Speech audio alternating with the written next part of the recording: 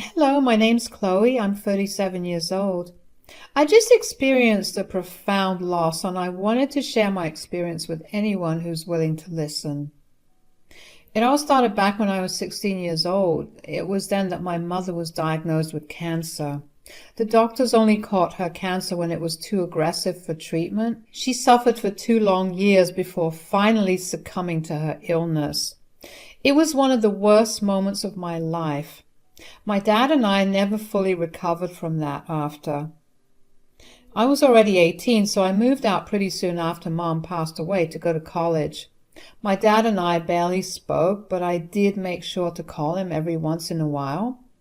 We both dealt with our grief in different ways, at least for the first year after Mom's passing away. However, as the years passed, my relationship with my dad began to start healing as well. I realized sometime in my last year of college that he was the only parent I had alive, and I shouldn't take my relationship for granted. I began visiting and calling him more often, and pretty soon we were closer than ever. I remember thinking at some point that Dad had been single for around 6 years at that point.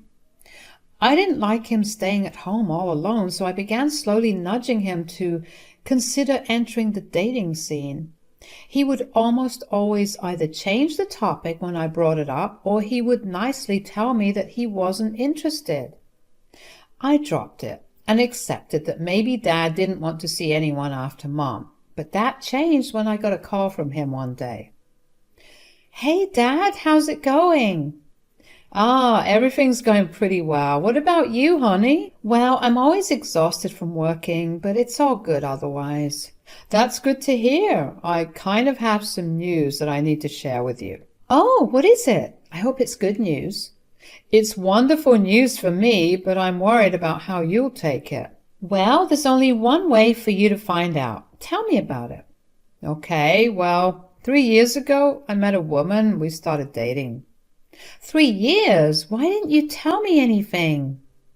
I didn't say anything because I didn't know how you'd react, and as the years went on, I guess I just kept chickening out. Anyway, I proposed to her this past weekend, and she said yes. Wait, you got engaged? Yes, and I didn't think it was right to not tell you. Now, I understand if you're angry. Dad, that's amazing. I'm so happy for you. You are? Of course, I've been trying to get you to go on dates for the past year now, and I see why you never listened to me. I'm so glad that you're okay with this, given that, I'm sure Mom would be happy to see you happy, Dad. So tell me more about my new soon-to-be stepmom. Turned out that my soon-to-be stepmother had a daughter of her own. Dad had met her through work, and just like him, she was also struggling to get through the loss of her husband. They got along because of their common grief, and one thing led to another, and they fell in love. I was happy for my dad, and I was genuinely excited to meet my stepmom.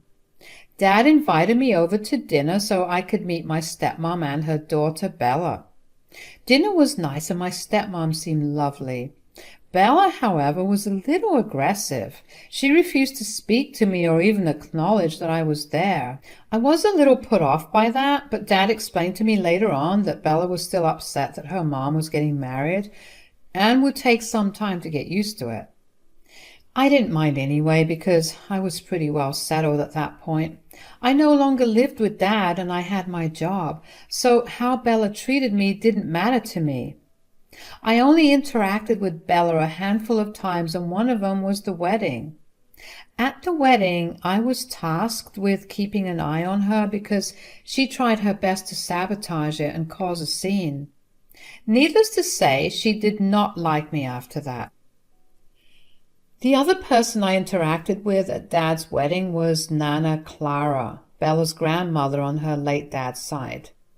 Nana was a sweet woman who was happy to talk to whoever tried to engage her in conversation. I spent a little while talking to her, and that was the first time we formally interacted with each other. After the wedding, Dad and Stepmom would host family dinners once a month where all close family members were invited. It was then that I got introduced to more of my stepmom's family. I got along well with them, but I never really had a proper relationship with them outside of those family dinners. Anyways, tragedy struck one day when Nana's husband passed away. She was inconsolable, especially after having lost her son just a few years before that. Her depression and grief caused her health to deteriorate pretty quickly, and she needed someone to look after her. Initially, Nana's brother opted to look after her, but eventually decided that she was too much work, so he wanted someone else to look after her. By this time, Bella had also moved out of the house and had a job of her own. My dad and stepmom had sold the house that they had and downsized to an apartment. They had no place for Nana. Nana was willing to go to an old age home and my dad was willing to pay for it, but Bella stepped in and begged Nana to let her take care of her. Nana reluctantly agreed, and so she stayed with Bella for the next 2 years. Again, I met them at family gatherings and such, but I never actually asked how things were going. I was technically in no way related to Nana at all, so I didn't think it was my place to say or ask anything. But from what I could see, they seemed happy. I was wrong. Exactly 2 years after Bella asked to take care of Nana, she got tired of her.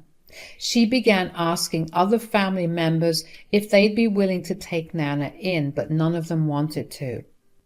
My dad and stepmom had moved all the way to Europe by this time because they wanted to enjoy their years of retirement, so they were completely out of the question for help. Once again, I didn't say anything because I didn't think it was my place to. But Bella didn't mind because she showed up at my place with Nana one day out of the blue. "Oh, hi Bella and Clara, what brings you here?" "Look, I don't have much time, but I need you to do me a favor." Sure, what is it?" "I've been stuck taking care of my grandmother. It's been hell." "Bella, she's right here. How can you say something like that?" "Oh, please, she knows how much of a hell she's raised. You know how I never wanted kids, right?" "Yes, but your grandmother is not a child." "Well, she sure acts like one. There's no time for myself in the day, and she's constantly crying about something or the other." "Well, she's old and sick. It's expected of her." "Whatever. I'm tired of her." "Who cares? You took up the responsibility of taking care of her. If I remember correctly, you insisted on taking care of her." "Of course I did. Have you seen her wealth? I figured that if I took good care of her, she'd leave me her inheritance. She's refused to show me her will, so I didn't even know if I was on it. Taking care of her was the best way to ensure that I'd at least get something." "Bella, that's really disgusting. Do you not love her at all?" "I do, but there's only so much that I can love her. She's a pain in the neck, and I want nothing more to do with her." "So you took care of her for the past 2 years for nothing?" "Oh, no. I know she changed up her will again in those years. Since then, I've limited all her contacts with lawyers, so I know that she won't change it." "You're sick. I hope you know that." "I don't care. I'll be back to claim my inheritance when this crone's time is up." "Bella!" "Chloe, it's okay. Let her go. Could you just let me in for a few hours so I can arrange a place for me to stay?" "Absolutely not, Nana. You'll stay with me. You may not be my blood relation, but you're still family." "Thank you so much, Chloe." I was beyond upset at what Bella did. How could she be so disrespectful? Nana looked upset, but she tried her best to smile at me. I gently ushered her into my home. I lived in a pretty small apartment, and I didn't have much. I will admit that I was pretty worried about how I'd take care of the both of us, but I figured that things would just work themselves out. I gave Nana the spare room I had and helped her settle in, and for the next week or so Nana didn't say a word. I let her be because I felt like she would need her time processing what had just happened. Eventually, I did ask her what she was feeling. "Do you want to talk about what you're feeling, Nana?" "Yeah. I'm sorry I've been such a mess. Things have just been going downhill after my husband died. I couldn't cope with the loss, both physically and mentally. I've become a burden on everyone in my family. I don't know what to do with myself. Hey, you're not a burden. You've been dealt the worst of cards and you're trying your best to cope, and that's okay. It may be okay to you, but you weren't the one abandoned by your family. I may not have been abandoned, but I can tell you that whoever abandoned you, whether it be Bella or anyone else before her, were the ones that were the problem. As your family, they should have taken care of you, or at the very least made arrangements to make sure you were taken care of. I guess I can see your point, but I'm still a burden to you now. Nana, you are not a burden. I'm glad that I'm able to take care of you. At least this way I know that you're in good hands. But you should be living your own life. I barely even got to know you. You were all grown up and out of the house when my daughter married your dad. You shouldn't be responsible for someone who's virtually a stranger. Well, I regret not getting to know you earlier, but now we have all the time in the world to get to know each other fully. And just because I'm taking care of you, it doesn't mean that I'm not living my life. All right. But if you need me to leave at any moment, do tell me, but give me some time beforehand so I can make my own arrangements. Sure, but that won't happen, and I can promise you that it's not because I want any of your money. I just want to make sure that you live the rest of your life to the best. Oh, thanks a lot, sweetie. But speaking of inheritance, I need to get in touch with my lawyer. Didn't Bella say that she got in between you and your lawyer? Yeah, well, she got in between only one of them. When you live long enough and have witnessed enough family fights around inheritance, you learn to work your way around it happening in your own family. Oh, wow. Okay. Is there any way for me to help you out? I will need you to run around a little and make some calls. I'll also need you to be okay with my lawyers coming over to your place so I can talk to them. Yes, of course, anything you want. Just let me know a little in advance so I can work around my work schedules. Of course, sweetie. Thank you so much again.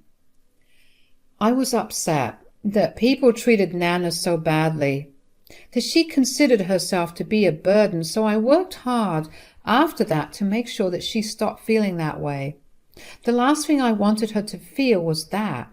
Even on days that I was really tired and wanted nothing more than to just sleep, I stayed by her side and did everything she asked of me. There were numerous visits to the hospital, and her reports were showing progress. I was happy to see her feeling better. She looked happier too, and I was glad to see that. The first year with her was a time for her to heal and get back to who she was. This year, no one from her family called to ask if she was all right. I was upset, but Nana always told me not to think about it. The next year, since Nana was a lot better than before, I began taking Nana out of the house. Earlier, at best, I'd take her on a short drive and we'd come back home. I would take her to the park and some cafes, or even pet cafes. She loved dogs. She would light up every time we went out, and seeing her so happy made me feel good. Around the end of her second year with me, she asked me to contact her lawyers. Once every week since then, I was running around doing some paperwork or the other, and I had lawyers at my place. I never knew what was happening in their meetings, and I never asked once again because I didn't think it was my place to know. After Nana stopped asking me to call her lawyers over, she finally revealed to me what had been going on. Sweetie, I need to talk to you about something. Yes, Nana. So you know how I've been meeting up with my lawyers a lot recently? Yes, of course I do. I'm the one arranging the meetings. Yes, I've been rewriting my will. The initial will that Bella is holding hostage included a division of assets for everyone in the family, including you. Me? Why me? We barely knew each other back then. Yes, I know, but you were still a part of my family. It was nothing big, just a small amount. Anyway, I've had a year to think about it, And I know that I shouldn't have originally willed you that much. Oh? You've been so kind and caring. You've shown me more love than my own family has in years, even before my husband's death. I don't want you to tell anyone as yet, but I'm leaving everything I have to you. What? Nana, you can't do that. Why can't I? Because you have other family like your siblings and your son and even Bella. Bella deserves something at least for having taken care of you for some time. Neither she nor my son actually wanted me there with them. They never ceased to talk about them, getting my inheritance. They never properly cared for me or even treated me like I was human. You've been the only one to do that. But Nana, don't you think they deserve at least something? You can give me the majority of your assets. I just don't want them to speak ill of you after you are not here anymore. Chloe, they spoke ill of me when I was alive. I think I'll be okay with them doing that even when I'm long gone. All right, if you say so. Thank you so much, Nana. I don't know how I could show you how grateful I am. I know how I want you to call Bella over sometime next week. I want to reveal my new will to her. Is this you taking revenge? Oh, yes, nothing will be sweeter than watching her face fall as she realizes what she did to herself. Remind me to never get on your bad side, but all right, I'll drop her a text. I was genuinely surprised that Nana wanted to leave me everything she owned. I had never wanted any of her wealth. I was just happy to have someone in the house with me, someone to talk to and someone who would listen to me. I will be honest and say that the inheritance would help me out a lot, but I didn't care about that. I texted Bella and told her that Nana wanted to meet her. It took her 2 weeks to respond and tell me that she'd be there the coming weekend. I was genuinely surprised that she even responded. I was kind of nervous about how Bella would react when Nana told her what became of her will. When Bella showed up that weekend, she walked into my home as if she owned it. She barely greeted either me or Nana. She sat herself on my couch and demanded a glass of water. I gave her a glass of water and I sat on the couch. The three of us were silent for a minute and I could feel the awkward tension just rising with every second. And finally Bella broke the silence. So, I see the old hag is still not dead. That is absolutely no way to speak to your grandmother, Bella. Last time I checked, she was my grandmother. You don't get to tell me how to treat my own family.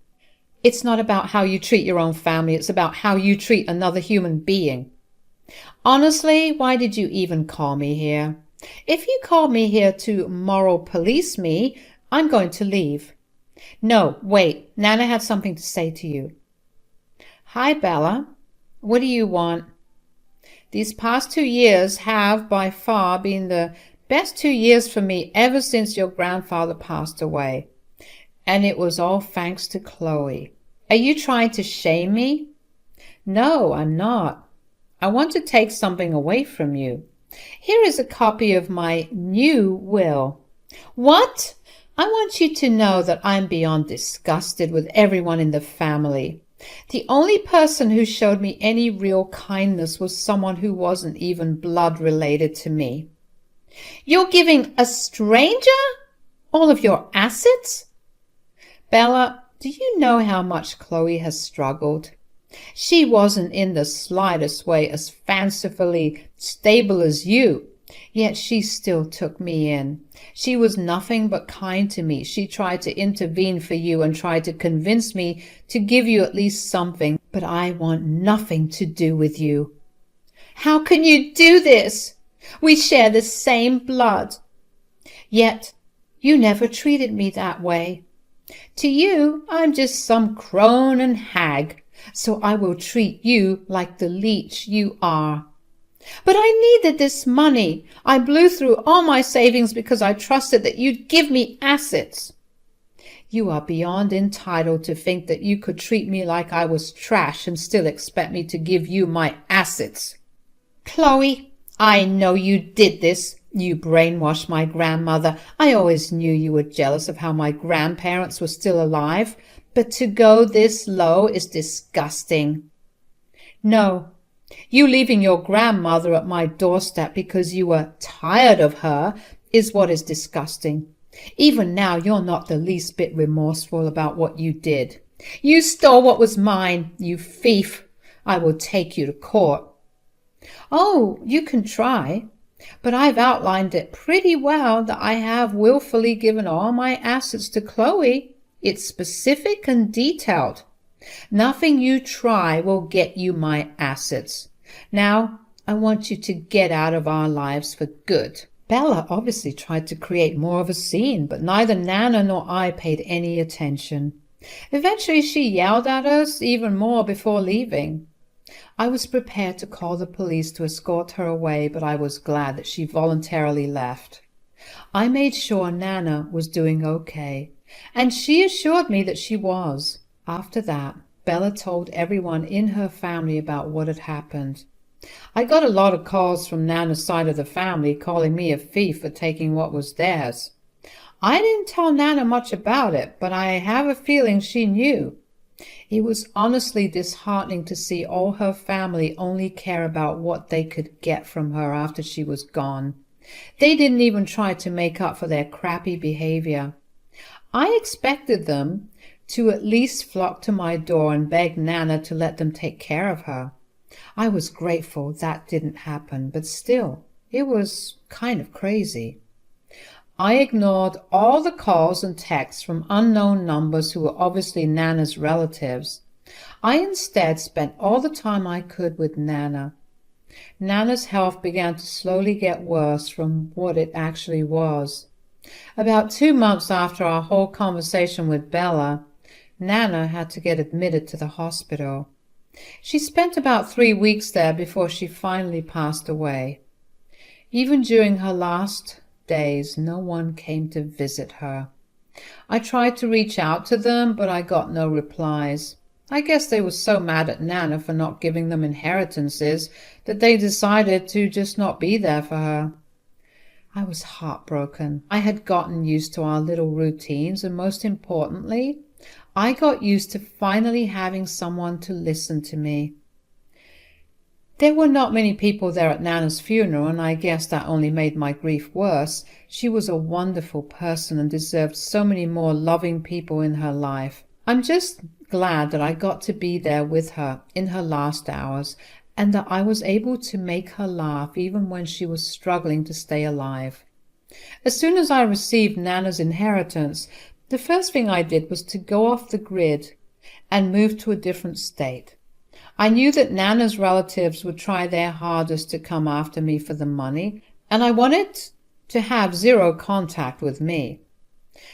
I've been using my inheritance to make donations to old age homes and charitable organizations that deal with elder abandonment. It feels like the only right way to honor Nana's life. It's been a few months since Nana passed away, and I'm still processing all the grief. But every day is beginning to get a little better.